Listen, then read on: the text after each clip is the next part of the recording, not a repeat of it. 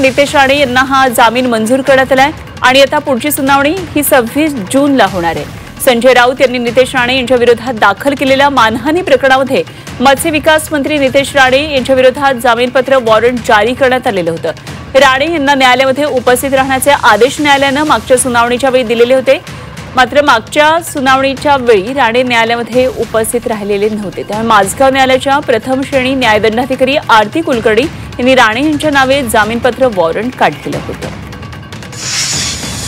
पण जो नितेश राणेंच्या विरोधात अब्रू नुकसानीचा दावा दाखल केलेला होता, त्यामध्ये त्यांना आज कोर्टाने माझगाव कोर्टाने जे आहे जामीन मंजूर केलेला आहे 2000 रुपयाचा। म्हणजे ते आता जामिनावर सुटलेत ना। ठीक आहे, कोर्टाने म्हटलंय की कोर्टाच्या प्रक्रिया आहे, जे होत असतात त्याच्यावरती काय मत व्यक्त करायचं। कोर्टात हजर राहण्याची गरज नाही असे आता अनेक प्रकरणामध्ये मी सुद्धा कोर्टात हजर राहत नाही, मला कोर्टाने परवानगी दिलेली आहे। ते राज्याचे मंत्री आहेत, विधानसभेचे सदस्य आहेत, मी राज्यसभा सदस्य, अशा प्रकारची सवलत मिळते, त्यात काय नियमबाह्य काही नाही।